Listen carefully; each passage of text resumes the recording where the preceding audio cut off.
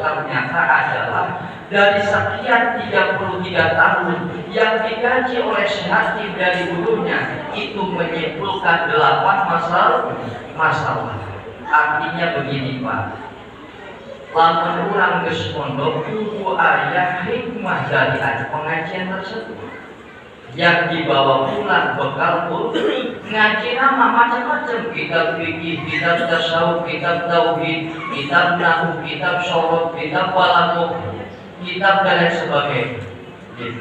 Eta ternyata disimpulkan oleh Syekh Hatim hanya 8 masalah, begitu ratusan kitab yang dikaji, hanya hikmahnya malu dibawa 8 masalah.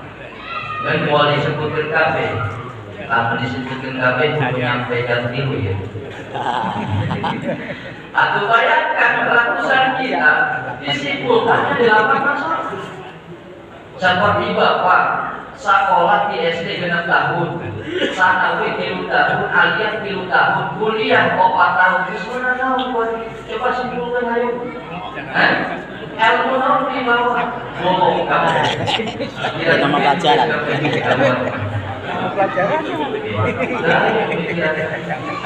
Hanya sakti salawat anu bakal mengenang seorang guru dan pelajaran hikmah dari seorang. Makanya kudu disimpulkan kadang-kadang ya balik-balik di majlis kadang pokoknya supaya disimpulkan itu. Oh hikmahnya orang gitu. Simpulkan ya. Sekian banyak apa yang saya buatkan dari perkataan para ulama, simpulkan masing-masing dan bawa itu bekal untuk kehidupan. Mana saya Hatim masalah pertama adalah wahai guru. Qala Hatim nadhartu ila hadzal khalqi fa ra'aytu kulla wahid yuhibbu mahbuban fa huwa ma'a mahbubihi ila al-qabri fa idza wasala ila al-qabri faraqahu fa ja'altu hasanat mahbubi fa idza dakhaltu qabra dakhala mahbubi ma'i. Pertama, ternyata sekian seperti ini Bapak. Bapak kalau ingin mudah untuk dipahami apa yang dikatakan tadi Syekh Hatim, iya. Sebenarnya ngaji eta fungsina naon sih? Fungsina ngahilangkeun takabur, ngahilangkeun rasa pintar, ngahilangkeun rasa ria, ngahilangkeun rasa pantang. Eta fungsi ngaji diantara.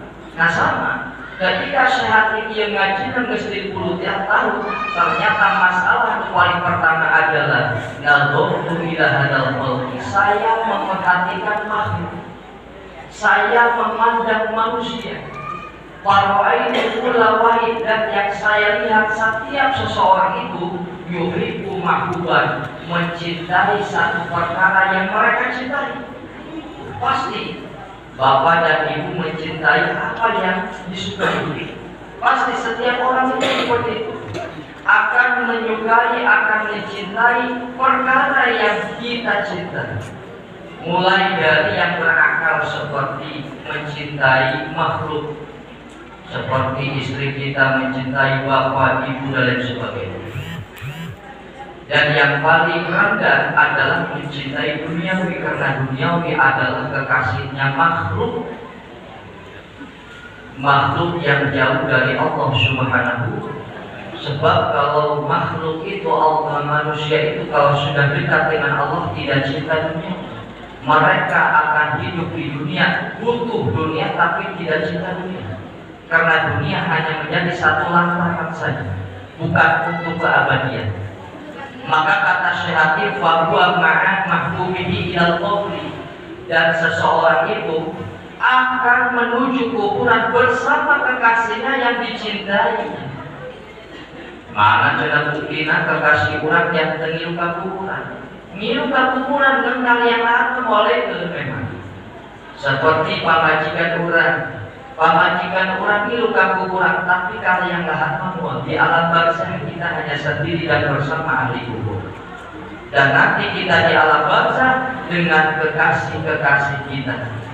Maka kata Syekh Hatim, fa idza wasala ilal qabri farqum, orang yang kita cintai, orang yang kita sukai, mereka meninggalkan kita dari kuburan dan hanya kita sendiri di alam barzah.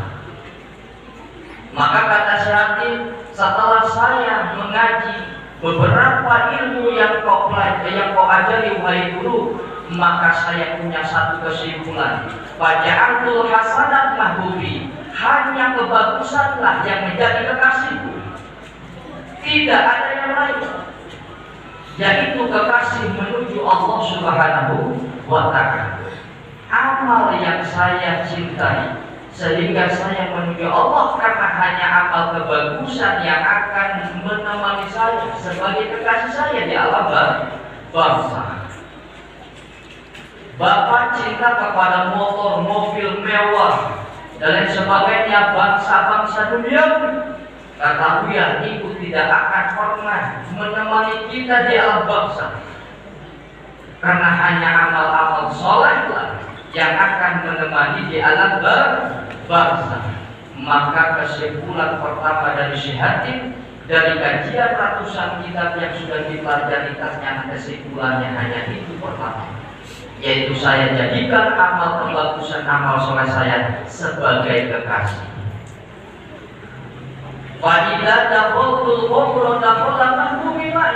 Ketika saya masuk alam bangsa, saya akan hanya dengan kekasih.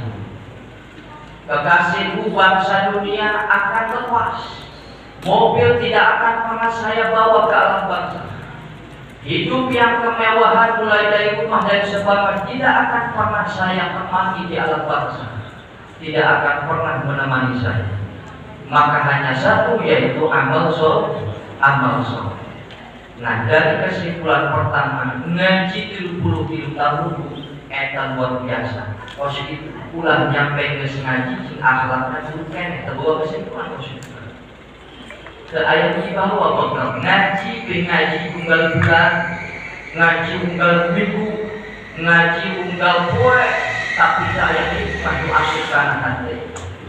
Jangan seperti itu. Jadi contohlah seperti pelajar-pelajar yang selalu menyimpulkan hikmah sehingga terbawa ke masing-masing pribadi masing-masing, sehingga akhlaknya akan mengikuti Rasulullah Shallallahu Alaihi Wasallam.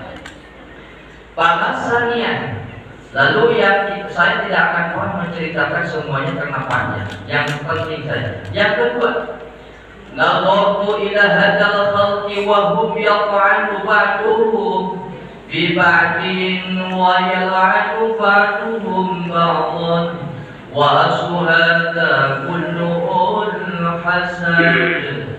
Tsumma nazartu ila qaulillahi azza wa jalla, nahnu qasamna bainahum ma'isyatan fil hayati dunya wa taraktul hasada wa jannatul khulqu wa amitu anna qismatan min indillahi subhanahu wa ta'ala wa taraktu adawatan fil khalqi.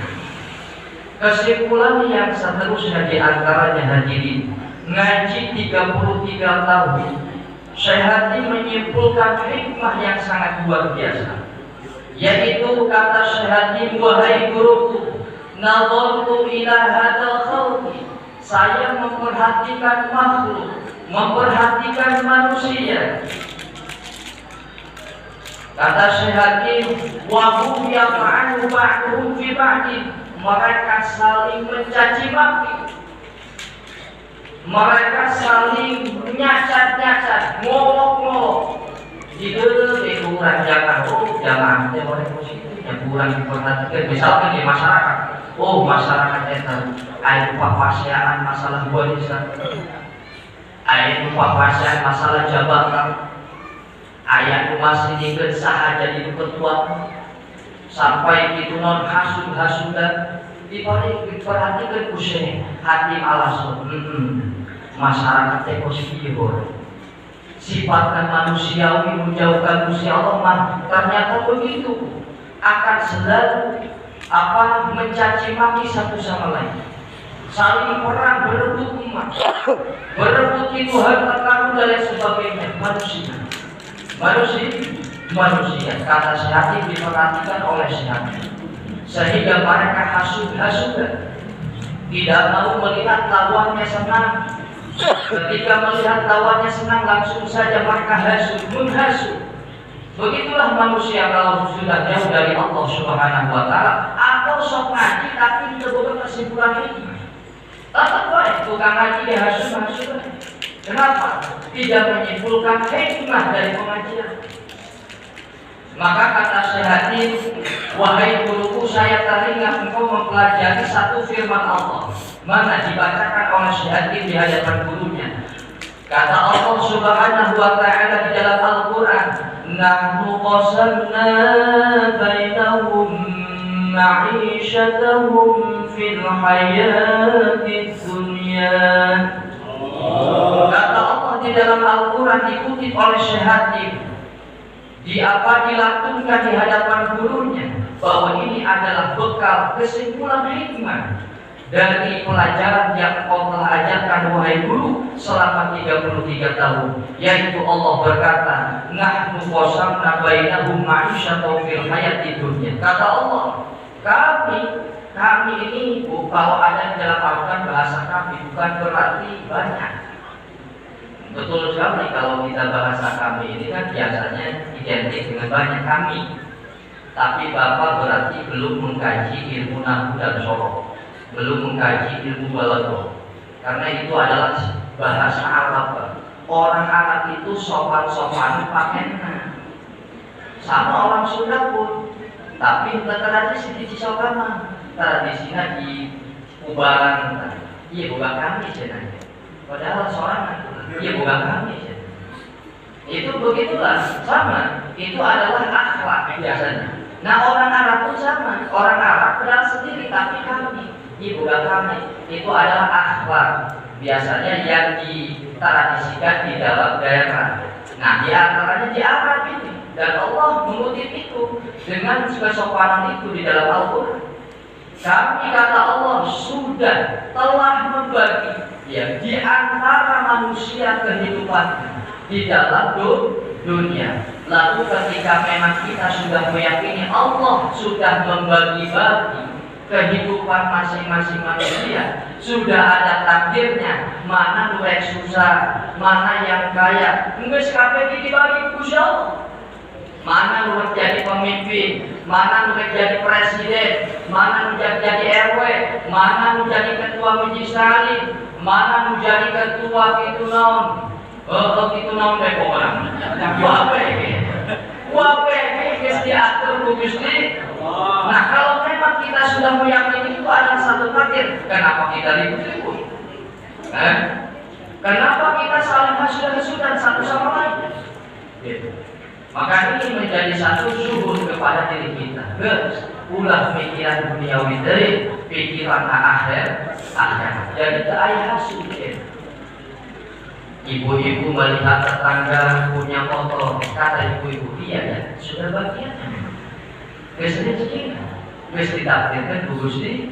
Adam tadi itu menyang Adam. Ulah dia beli motor orang gede.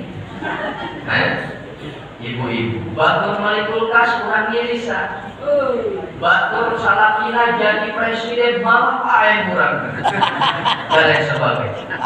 Jadi jelma hasud menjadi hidup menjadi baik. Selalu sakit dan tidak akan pernah menemukan kedamaian. Hasud kepada seseorang. Nah makanya kata saya karena firman Allah ini bosan nahnu qasamna bainahum ma'isyatahum fil hayatid dunya. Maka kata Syekh, wa taraktul hasada wa ikanabtul khulq, dan saya tinggalkan hasud kepada makhluk. Dan saya tidak akan pernah melirik makhluk kecuali untuk contoh. Itu adalah obat meninggalkan hasud itu seperti itu. Obat hasud yang paling mujarab adalah pertama orang minta doa ke Allah, ngadoa supaya ulang diberi hasud. Kedua adalah ikhtiar. Mana ikhtiarnya? Ikhtiarnya adalah kita mengkaji ilmu diri, ilmu membersihkan hati. Yang ketiga adalah kita mengamalkan ilmu tadi. Mudah sekali menjauhkan dari hasud. Satu aja. Nah, kita jawab kajian ilmu tadi kurang punya pemahaman. Kenal orang ngelebat meninggal awal sholat, bersyukur karena awal sholat. Hadirin jamaah rahimakumullah, masih banyak kesimpulan hikmah yang lainnya yang diutarakan diungkapkan oleh seorang murid yang soleh, yaitu Syekh Hatim Al-Asr sebagai murid yang menjadi murid itu dari seorang ulama besar, yaitu Syekh Syakib Al-Balkho. Mudah-mudahan itu menjadi satu hikmah yang dibawa oleh ibu dan bapak untuk bekal diri masing-masing, bukan untuk orang lain, tapi untuk diri masing-masing. Mudah-mudahan menjadi manfaat. Amin ya rabbal alamin. Hadirin